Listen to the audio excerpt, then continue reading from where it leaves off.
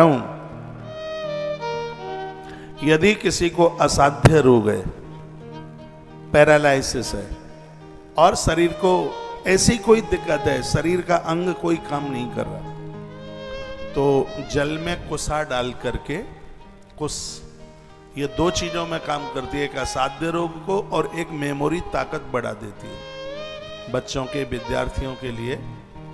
तो ये कुसा बहुत ज्यादा इसका प्रभाव है असाध्य रोग के लिए।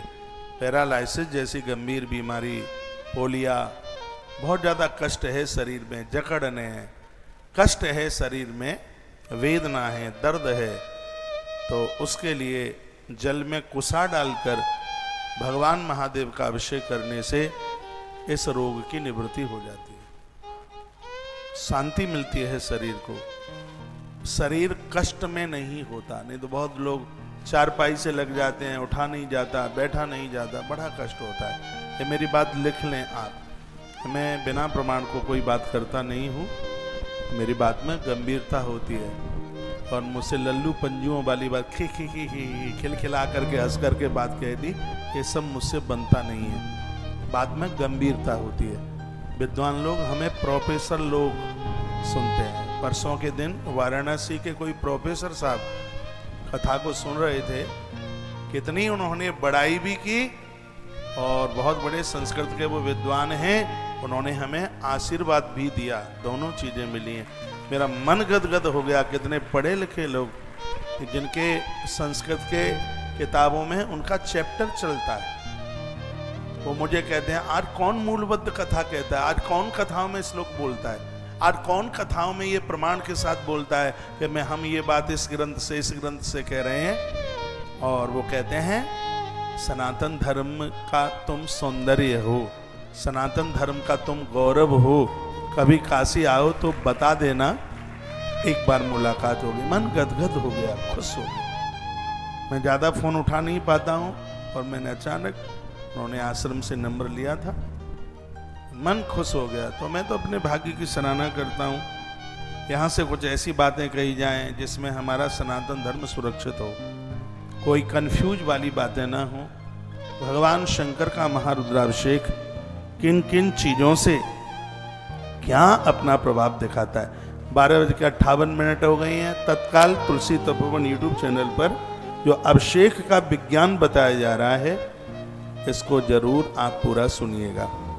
तो बीच में जब कोई कीर्तन वगैरह होता है, बीच में एक आध कीर्तन इसलिए करा देते हैं, तब तक आपको आश्रम के नंबरों पर जुड़ करके अपनी सेवाएं, क्योंकि कथा में अनुष्ठान तो चल ही रहा है, लेकिन इसमें सेवाओं में जुड़ना वो भी बहुत ज़्यादा जरूरी है। सेवाओं में ना जुड़ोगे तो गौ माता को हरी घास कहाँ से आएगी, उसके लिए चोकर कहाँ से आएगा, ग्वारियों की व्यवस्था कैसे होगी। आज कितने हमारी गौशाला में 87 तो ग्वारियों के, इन जो लेबर वगैरह जो वहाँ काम कर रही है, एक दिन में गया उधर, अभी कुछ ही दिनों की बात है, हाँ कुरुक्षेत्र से लौटा था, तो मैंने पूछा कि आप सबके बच्चे कितने हैं, बोलते हैं महाराज जी 100 में 13 कम है।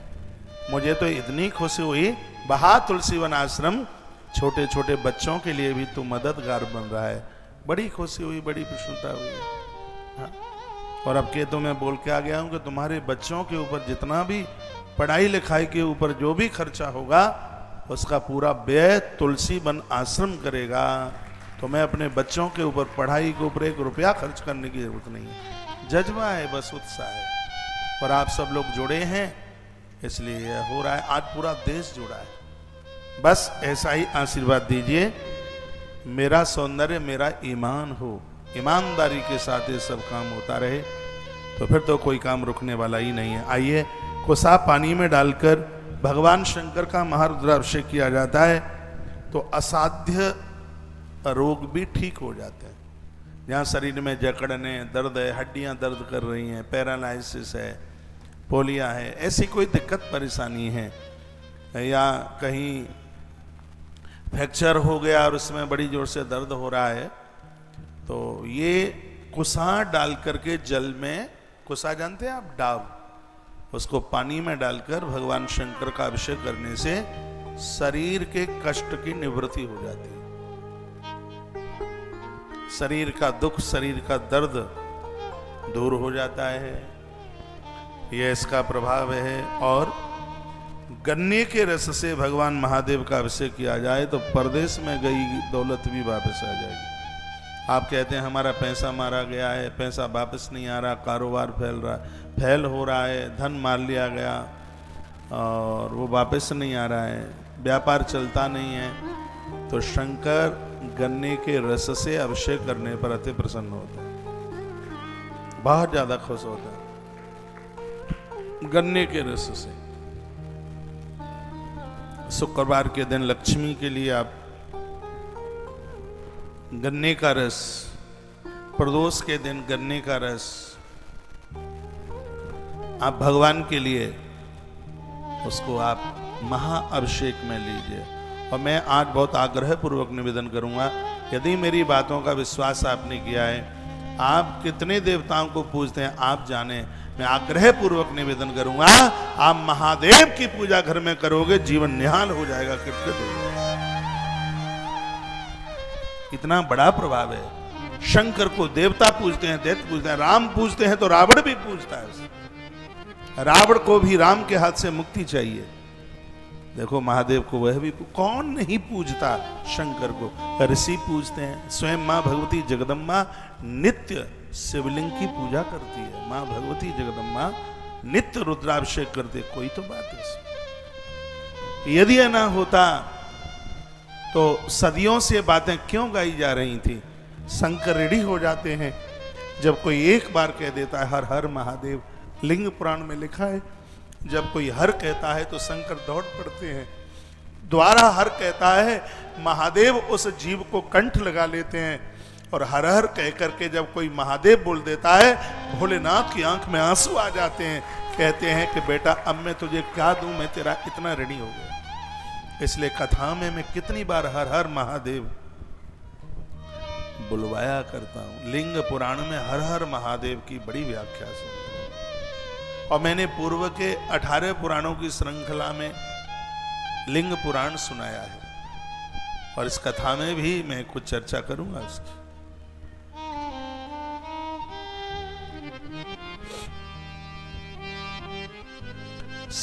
शिव समान दाता नहीं, विपत बिना रनहार, लज्जा मेरी राखियो नंदी के असवार। शिव समान दाता नहीं, इसके समान कोई देने वाला ही नहीं, ऐसा शंकर।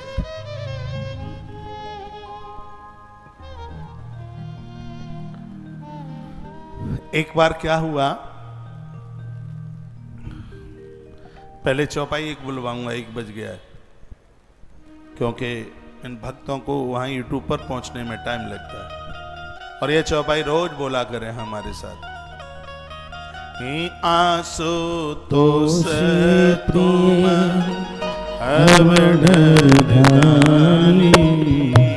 आरती है रहो दीन जाने, आशुतोषी प्रिय अब डर धाने, आशुतोषी प्रिय अब डर दाने, आरती हर हो दीन जन जाने, आशुतोष तुम अब डर दाने, आरती हर हो दीन जन जाने, आशुतोषी तुम अब डर दाने, आशुतोषी तुम्हें, आशुतोषी तुम्हें अब डर दाने,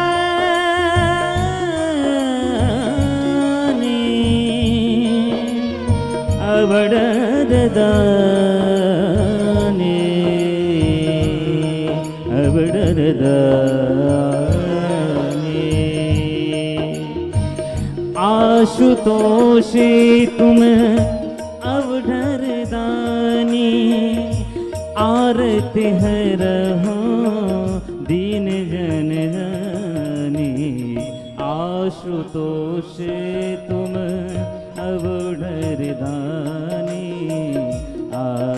आरती हरहु दीन जन जानी, आरती हरहु दीन जन जानी। बोलिए महाकाल भगवान की जय। नमः पार्वती पतये हर हर महादेव। आइए मैं आपको वहीं लेके आ रहा हूँ जहाँ भगवान के महारुद्राभिषेक की चर्चा की जा रही है। सावन का महीना है और एक लोटा पानी शंकर के ऊपर आप भी चढ़ा रहे हैं। तो कुसा पानी में डालकर रात को डाल दीजिए जल में, क्योंकि फिर उसका ज़्यादा उसका रस पानी में मिल जाएगा। कुसा पानी का रंग बदलना चाहिए, पता लगे कि इसमें कुसा पड़ी है। उस जल से आप भगवान को स्नान कराते हैं तो असाध्य बीमारियां ठीक हो जाती हैं। गन्ने के रस से घर की गरीबी समाप्त हो जाती है। परदेश में गया हुआ धन वापस आता है। जो बाजार में पैसा मारा जा रहा है उसकी वसूलियत हो जाती है। गन्ने के रस से भगवान महादेव का महारुद्राभिषेक करने का इतना बड़ा प्रभाव है। शहद से भगवान को स्नान कराया जाए तो घर में पैसा टिकता है। कभी कभी ऐसा होता है घर में बहुत कमाई होती है, सब लोग कमाते हैं, लेकिन पैसा उबड़ खाबड़ सब ऐसे ही खत्म हो जाता है। जिसको जैसे हाथ में लग जाए वो वैसे ही उड़ा देता है और दुरुपयोग हो जाता है, दुर्गुणों के ऊपर खर्च हो जाता है। आपका पैसा शराब के ऊपर, आपका पैसा जुआ में और उल्टे पुल्टे कर्मों में खर्च ना हो, उसके लिए शहद से भगवान महादेव का रुद्राभिषेक किया जाता है। ये शहद की महिमा है, इसलिए तो शहद को पंचामृत में लिया गया। 5 चीजें अमृत हैं: दूध, दही, घी, शहद और चीनी।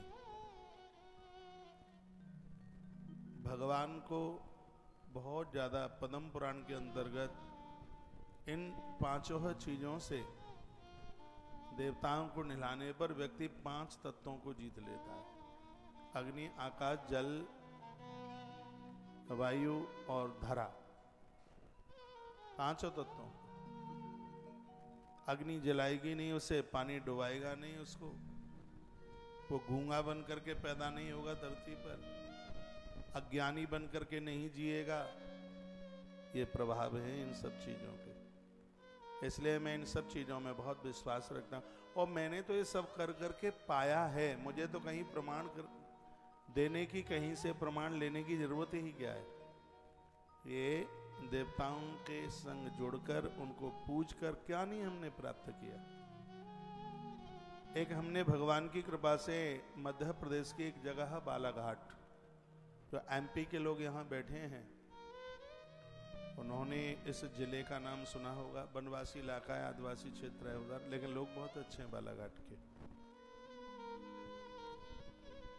एक आयोजन करना था, मेरा बोला हुआ आयोजन था। शिवरात्रि पर 11.25 करोड़ पार्थिव शिवलिंग, ऐसा आयोजन हुआ नहीं था। 11.25 करोड़ पार्थिव शिवलिंग शिवरात्रि के दिनों में 11 दिन में 11.25 करोड़ शिवलिंग बनाने का संकल्प था। आयोजन इतना बड़ा था, 3 महीने पहले तो हमने उसका भूमि पूजन किया। आयोजन था 10 फरवरी से और हमने भूमि पूजन किया 2 दिसंबर को। इतना बड़ा आयोजन था। आयोजन इतना बड़ा था कि लाख लोगों के लिए पंडाल बनाया। भंडारा इतना बड़ा था, 125 क्विंटल 250 बोरी 50-50 किलो की 250 बोरी चावल की रोजाना लगती थी। 500 से ज्यादा हलवाई थे, 1500 से ज्यादा लोग परोसने वाले थे। पूरे बालाघाट के हर घर को अतिथि भवन बना दिया गया था। इस आयोजन के संयोजक थे भारतीय जनता पार्टी के कृषि मंत्री उस समय श्री गौरीशंकर जी बिसेन, वो इसके संयोजक थे। और इसके प्रमुख यजमान थे महाराष्ट्र गोंदिया, जो बालाघाट से ज्यादा दूर नहीं है, जगह वो महाराष्ट्र में पड़ती है, श्री कमलेश जी अग्रवाल, माता श्रीमती ज्योति देवी अग्रवाल। यह दोनों इसके प्रमुख यजमान थे। और पूरे क्षेत्र का यह कार्यक्रम था। जिस आयोजन में 125 कुंटल चावल रोज लगता होगा, आटा भी लगता होगा, सब्जी भी लगती होगी, और भी चीजें लगती होंगी। संस्कार टीवी पर इस पूरे कार्यक्रम का 11 दिन का प्रसारण था। शायद उस समय आप हमसे जुड़े हों तो आपने फरवरी 2012 में शायद इस आयोजन का दर्शन किया हो। अब 2 दिसंबर को हमने भगवत कृपा से इसका भूमि पूजन कर दिया। 25 लाख रुपए के थाल फैक्ट्री में बनवाए, जहां से पिंडी बना करके रखनी थी, उसमें 25 लाख रुपए के थाल ऑर्डर दिया दिल्ली फैक्ट्री में, और वो बन करके तैयार हुए। अब सोचा यह जा रहा था कि इतना बड़ा आयोजन है जिसकी कलश यात्रा में ही 25,000 से ज्यादा लोग थे। जो 10 तारीख को इस आयोजन की जो कलश यात्रा निकली थी, इस कलश यात्रा में 25,000 से ज्यादा लोग थे। मुझे बालाघाट क्षेत्र के लोग सुन पा रहे होंगे। मैंने जीवन में भगवत कृपा से बहुत बड़े बड़े आयोजन किए हैं, लेकिन बालाघाट से बड़ा आयोजन अभी तक हो नहीं पाया।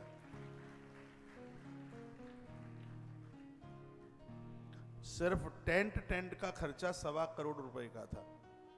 खाली टेंट, अकेला टेंट भोपाल का था। टेंट एक सरदार जी का था, उनको 3 महीने लगे थे इसको बनाने में, और 1.5 महीना लगा था उनको खाली करने में। इतना बड़ा आयोजन। तो हम बैठ करके सोच रहे थे कि इतना बड़ा आयोजन ये होगा कैसे। तो मैंने किसी महात्मा को फोन किया वहीं से, बालाघाट से। मैंने कहा कि आज हमने भूमि पूजन किया है और ये इतना बड़ा आयोजन है, बंगाली लोग कलकत्ता से आए, बड़ी बड़ी शंकर जी की, महामृत्युंजय भगवान की इतनी बड़ी प्रतिमा बनाई गई थी, 54 फीट ऊंचाई पर थी वो। इतना बड़ा शिवलिंग बनाया हुआ था जो कि लगभग वो कितना रहा होगा, 27-28 फीट ऊंचा था, लगभग 3 मंजिल का हो गया। इतना ऊंचा शिवलिंग बनाया गया था उसमें। गणेश जी इतने अद्भुत बने। मैंने एक महात्मा जी को मैंने फोन किया वहां से, जो मुझसे सीनियर, मुझसे श्रेष्ठ हैं, ज्यादा जानकारी रखते हैं। मैंने कहा मैं बालाघाट से बोल रहा हूँ और आज हमने भूमि पूजन किया है एक आयोजन का आयोजन क्या है। मैंने उन्हें कहा कि 11.25 करोड़ पार्थिव शिवलिंग बनाने हैं, 11 दिन का अनुष्ठान है, यानी एक 1.25 करोड़ शिवलिंग रोज बनेंगे, तब यह पूरा हो। 1.25 करोड़ शिवलिंग रोज बने तब यह पूरा हो। कलेजा बड़ा मजबूत था। रिस्क मैंने पूरे जीवन में रिस्क ही ली है, रिस्क के अलावा और जीवन में कुछ रहा नहीं। उन्होंने कहा बेटे तुम्हें थोड़ा विचार के करना चाहिए। मैंने कहा गुरुजी बहुत छोटा सा था तब से तो महादेव का अभिषेक कर रहा हूं, तो ये अभिषेक इतने लंबे समय से किए हैं, तो क्या ये महादेव के अनुष्ठान को पूरा नहीं कराएंगे? उन्होंने कहा शाबाश शाबाश शाबाश 3 बार बोले। वो मुझे बोले कि तुम ऐसा करो, एक 9 दिन के लिए अखंड रामायण का पाठ रख दो और इसमें चौपाई लगा दो, संपुट प्रभु की कृपा भयु सब काजू और जन्म हमार सुफलवा आजू। उन्होंने ये बोल दिया। उन्होंने कहा इस चौपाई का तुम संपुट लगा दो और 100% यह कार्यक्रम बहुत बढ़िया से बढ़िया होगा। मैंने कहा तो 9 दिन कब से शुरू करें?